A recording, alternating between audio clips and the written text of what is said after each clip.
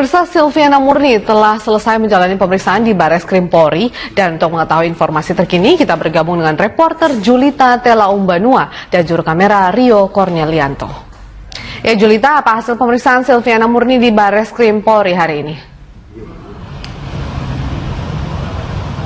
Ya, Veronica, Silviana Murni 1 jam yang lalu telah meninggalkan gedung Ombudsman usai diperiksa oleh penyidik Bareskrim Polri, di mana ia diperiksa tadi sejak pukul 9 pagi, ini berarti 6 jam Silviana Murni diperiksa oleh penyidik Bareskrim Polri. Usai diperiksa, tadi ia tidak menjelaskan detail terkait apa yang ditanyakan oleh penyidik dan juga ada berapa pertanyaan yang diajukan, namun ia menjelaskan bahwa polisi menggali terkait dengan informasi dugaan korupsi dana bansos untuk Kuarda Pramuka DKI Jakarta untuk anggaran 2014-2015. Ia menyebutkan bahwa dana yang diberikan kepada Kuarda Pramuka pada saat itu merupakan dana hibah dan bukan dana bansos. Dan inilah yang juga sedikit protes oleh Silviana tadi. Dan juga ia menyebutkan polisi menanyakan terkait dengan pertanggungjawaban dari dana yang diterima oleh Kuarda Pramuka pada saat itu. Ia menyebutkan bahwa pihaknya telah memberikan pertanggungjawaban. Tadi ia sambil membawa juga sejumlah dokumen dan bukti. Ia menyebutkan bahwa bahkan mereka telah memberikan kembali uang dari dana tersebut, yaitu sekitar 800 juta kepada Pemprov DKI Jakarta. Dan berikut pernyataannya. Yang pertama, saya ingin menyampaikan bahwa saya mendapat surat panggilan. Surat panggilan ini saya harus menjelaskan dan harus saya sampaikan. Di dalam surat panggilan ini memang dipanggil nama saya. Nah, tapi sudah, ini ada surat panggilannya. Tapi di sini ada kekeliruan, yaitu di sini tentang pengelolaan dana bansos Pemprov DKI Jakarta. Padahal ini bukan dana bansos, ya, tetapi ini adalah dana hibah sesuai dengan, sebentar, saya harus menyampaikannya dengan bukti-bukti yang jelas supaya semuanya terang benderang. Nah, dana bansos ini berdasarkan SK Gubernur, nomor 235 tahun 2014. Pada tanggal 2014, pada 14 Februari 2014, yang tanda tangani adalah Gubernur DKI Jakarta pada masa itu Pak Joko Widodo. Ya, Veronica, namun kami tadi tidak mendengar apakah Silviana mengembalikan uang 800 juta rupiah itu untuk 2 tahun berturut-turut dari dana yang diberikan Pemprov DKI Jakarta. Karena Silviana menjelaskan bahwa dari dana yang selama 2 tahun ia terima, yaitu sebesar 6,8 miliar rupiah setiap tahun, dari situ ia mengembalikan 800 juta rupiah, namun detailnya ini tidak disampaikan. Dan sebelumnya Bareskrim Polri mengatakan bahwa pihaknya menerima laporan dari masyarakat terkait dengan adanya dugaan korupsi dana bansos ini, dan sudah ada sejumlah saksi yang diperiksa, namun hingga saat ini belum ada tersangka. Veronica.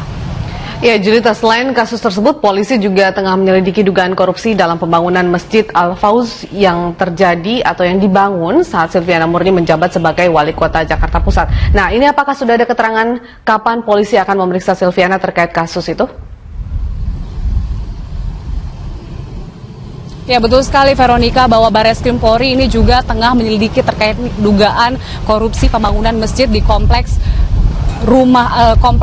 kantor Wali Kota Jakarta Pusat yang juga melibatkan Silviana Murni sebagai Wali Kota Jakarta Utara pada Jakarta Pusat, maksud saya pada saat itu pada tahun 2010 hingga 2011. Namun hingga saat ini Bareskrim Polri belum ada memberikan informasi yang resmi kapan Silviana akan diperiksa terkait dengan dugaan korupsi ini, karena pada hari ini Silviana khusus diperiksa terkait dengan dugaan korupsi dana bansos Kuarda Pramuka DKI Jakarta, dan rencananya Bareskrim Polri akan kembali memanggil Silviana terkait dengan dugaan korupsi pembangunan masjid ini, di mana sebelumnya Polri menyebutkan bahwa dari laporan Badan Audit Keuangan ada kekeliruan dan juga ada kejanggalan yang ditemukan di sana. Nilai proyek yang digunakan pada saat itu untuk membangun masjid adalah sebesar 27 miliar rupiah. Dan tentunya nanti kita akan lihat apakah Silviana atau kapankah Silviana akan dipanggil lagi terkait dengan dugaan korupsi pembangunan masjid ini. Veronica. Oke, baik, reporter Julita Telaumbanua dan juru kamera Rio Cornelianto melaporkan langsung dari Bareskrim Polri. Pemirsa, Bareskrim Polri memeriksa mantan Deputi Gubernur Bidang Pariwisata dan Kebudayaan Provinsi DKI Jakarta Silviana Murni sebagai saksi dalam dugaan kasus korupsi pengelolaan dana bantuan sosial pemerintah Provinsi DKI Jakarta di Kuarda Pramuka DKI Jakarta pada tahun anggaran 2014 dan 2015. Silviana Murni merupakan calon wakil gubernur DKI Jakarta nomor urut 1. Silviana Murni tiba di kantor Direktorat Tindak Pidana Korupsi Bareskrim Polri yang sementara ini bertempat di Gedung Ombudsman RI Kuningan, Jakarta Selatan pada Jumat pagi tadi. Penyelidikan terhadap Silvi dilakukan berdasarkan surat perintah penyelidikan yang diterbitkan pada 6 Januari. Wakil Direktur Tindak Pidana Korupsi Bareskrim Polri, Kombes Pol Erwanto Kurniadi mengatakan pemeriksaan Silviana dilakukan untuk mengklarifikasi sejumlah dokumen perihal kasus tersebut. Erwanto menambahkan dalam proses penyelidikan itu setidaknya sudah 10 orang saksi diperiksa terkait kasus tersebut.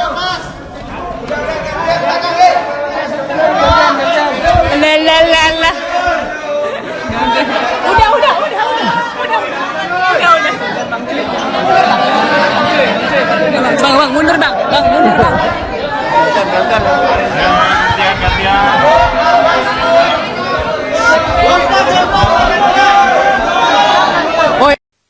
Kembali di News on the Spot, pemirsa, Panitia Khusus Rancangan Undang-Undang Pemilu terus menggelar rapat kerja tentang penyelenggaraan pemilu. Kita langsung bergabung dengan Adianto Pramono dan juru kamera Budi Manurung yang ada di gedung DPR.